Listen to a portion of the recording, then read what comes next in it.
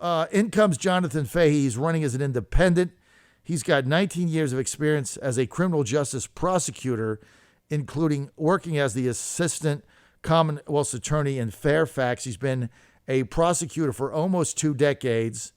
And before leaving the U.S. Attorney's Office, Fahey served as the chief to the Special Assistant U.S. Attorney's Unit, and he's running as an independent because obviously, as a Republican in Fairfax, you can't win. Jonathan, great to have you with us. Thank you very much, John. I really appreciate the opportunity to be here. I'm really concerned about this dark money that is coming into Virginia. I mean, there's one thing to go out and get campaign donations and hold fundraisers, and you get people to back you, and whether it be Saslow's PAC or McAuliffe or whatever. I mean, I get that, right? That's part of politics. You get lobbyists, I get it.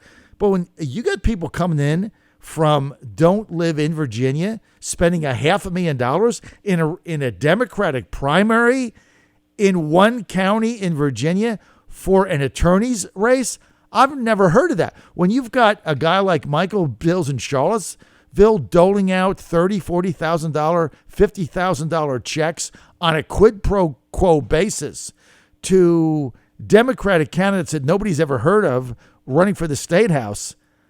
I mean, don't you find that troubling?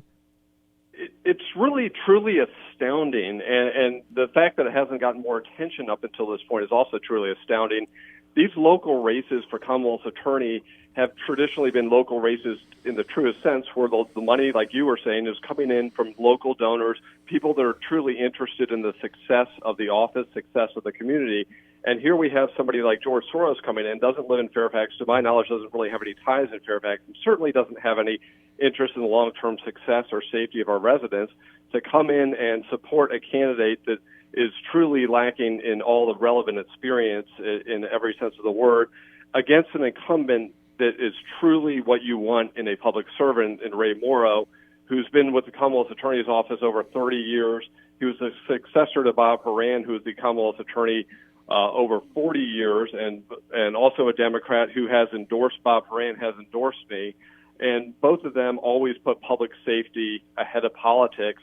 And that's why nobody really even knows about the Commonwealth Attorney that much in Fairfax County, is because they've done such a good job and we have such a safe community. And to have somebody like Ray Morrow defeated in a primary in this way is truly sad for the community. And if it ultimately succeeds, our community will be worse off. So I really appreciate you covering this issue, because it is so important. Not just I think for Democrats as well, most of them don't see these criminal justice issues the same way George Soros does, and I think a lot of them are going to be coming to our side on this. I know, but if they were to do a poll, this is your issue here, Jonathan Fahey, and why I'm so concerned about this now.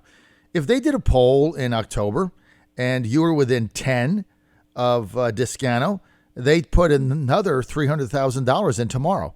Like, they don't care. Like, the amount of money they're putting into these races don't matter to them. They just want to win. They have a crazed left-wing crackpot agenda, and so money is no issue. And so basically they're just going to buy this, because no matter what you do, if they need money at the end, you have to go out and get, $15 and $25 and $50 a pop, and they're getting $500,000 one check. So you can't. I mean, it's almost like criminal behavior. Something has got to be done. The only thing you can possibly do is tell people of Fairfax that basically they're selling out to dark money, George Soros, Michael Bills, and these other people. I don't know what else you could possibly do, because it's insane. Yeah, I think that's the real challenge, is getting the word out there, and that's what we're going to have to do to get on shows like this and other ways to do it in the without the large sums of money. And we are doing very well with fundraising, but we are not, again, it's small donations adding up. It takes a lot more work, but we're certainly putting in the work. But I think it is getting the awareness out there, because this race truly matters, and most people normally don't pay much of attention to the Commonwealth Attorney's race, because the Commonwealth Attorney has done such a fantastic job in Fairfax County, and they have to look to some of these. Do we want to go down the road of Philadelphia? Is that where we want to go in Fairfax County? Because I think people in Fairfax County value our public safety, and I hope they look not only who's endorsing my opponent, the George Soros PAC, but who's not endorsing them, which are law enforcement groups, former Commonwealth attorneys, former federal prosecutors. If you look at the comparison, the people that have truly put their lives and made the sacrifice to make this community so great and so safe, where are they putting their names, their attention? And it's coming to me, and the reason is not because it's me, but because they care about this community so much and they've devoted their lives. And I think that is the message we have to get out there, that this really matters. This office is about public safety. It's not about politics. When you take that oath to be the Commonwealth's attorney, you put politics at the door and you enforce the law in a fair and impartial way. And I do think our challenge is to get the word out, because there is a lot of money on the other side. But, if people that value public safety can see that and hopefully get some money on our side, because if we get the word out, we're going to have more volunteers. We're going to have more people going door to door, just for our side, getting the word out, that are truly volunteers, not paid volunteers. And we're going to do that day in, day out until Election Day. And I think we will be successful. But you're absolutely right.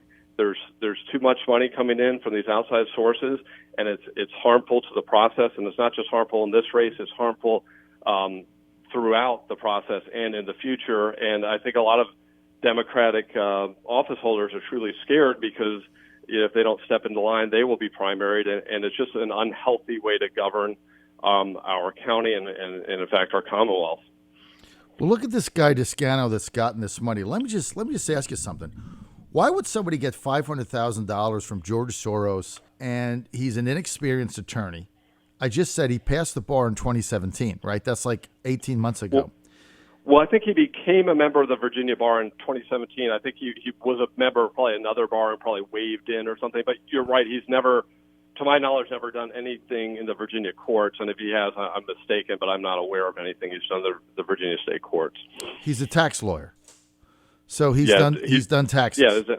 So if he was a tax prosecutor at the Department of Justice, and not that work is unimportant and no way to disparage it, but it's certainly not relevant to the work a Commonwealth attorney does, which most of the crimes the Commonwealth attorney is focusing on, the more important crimes, the murders, the gang crimes, the things like that. That's really not, comparable to being a tax prosecutor.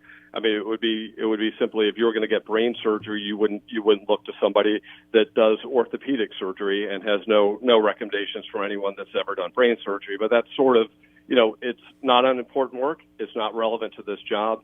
And you have to be able to step in on day one and lead an office of over 30 prosecutors, and they have to be able to look to you for leadership, and they have to be able to respect you as to what you can deliver and the decisions you made. And he does not have the relevant experience to make the hard decisions that he will have to make from day one. It's not, you don't get on the job training when you're the chief law enforcement officer of Fairfax County. We're with independent candidate Jonathan Fahey. He's running as an independent for Commonwealth's attorney in Fairfax County.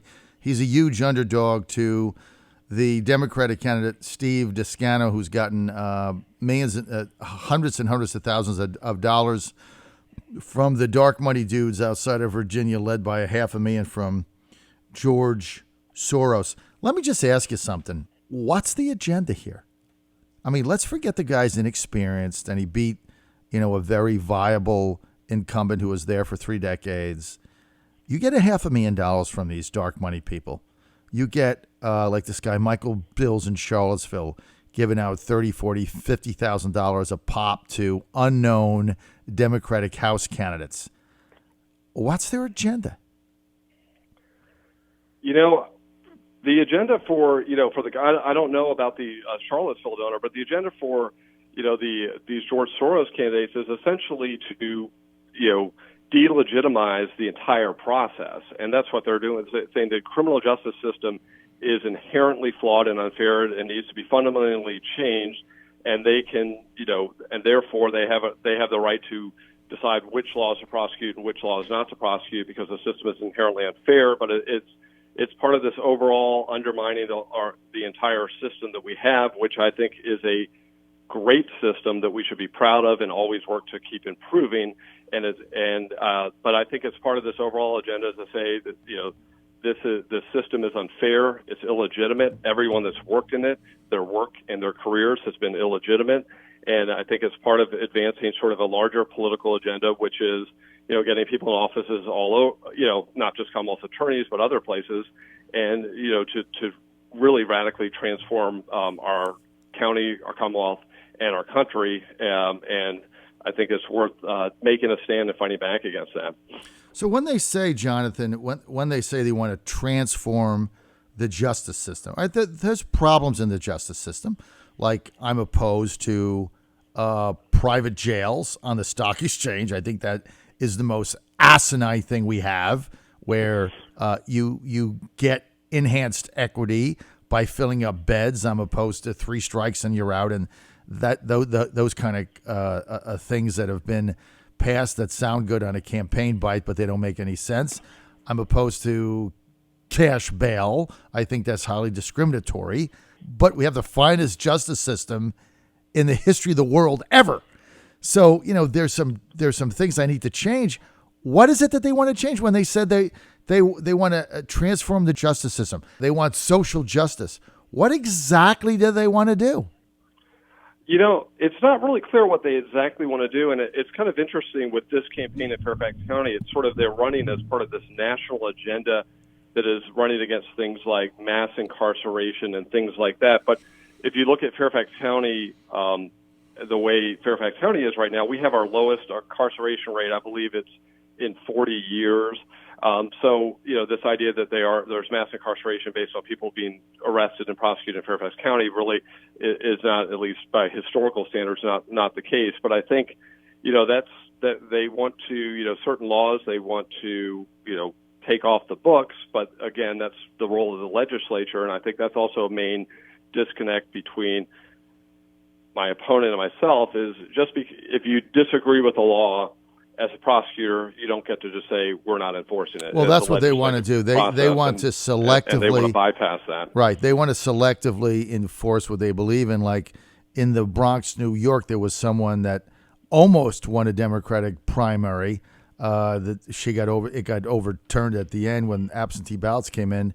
And I don't know the names; they're immaterial. But she almost won a Democratic primary, and she says, "Look, I'm not going to prosecute anybody for jumping a turnstile on the subway." And she was from the borough of the Bronx. So basically what she said is, if you're from the Bronx, you don't have to pay the subway toll. I mean, that's basically what she said. It's an insane way to go forward, giving these left-wing prosecutors judicial prudence over what laws they think should be enforced and not. That, like you say, that's a job of the legislature, not the state's attorney. Couple of texts here I got to read because I've only got a minute, and then I have to get to your website. Amy in Fairfax says, Fahey will be endorsed by the Fairfax Republican Party at the September meeting. That's the meeting that they have in the, they moved it from the phone booth into the Volkswagen. And there's so many people there, there's whatever. And then also I got a text here from Leslie in Huntsville, who says, how can they give all this money out? And because of FEC rules, and for those outside of Virginia, Leslie, Virginia is a wild west. There's no cap. There's no governing body. If you want to give $100 million to write a check today to independent candidate Jonathan Fahey, you can do that. There's no rules. It's the Wild West. So those are the two things. Jonathan, I got 20 seconds. People want more information. Where do they go? JohnForFairfax.com. JohnForFairfax.com. It's JON, not JOHN. And check out our website. We're working hard. We just got started, but we have a lot of momentum, and I really appreciate the opportunity to be with you this morning. Thank you very much. I really appreciate it, John Fahey. Good luck. That's our Dark Money segment for today.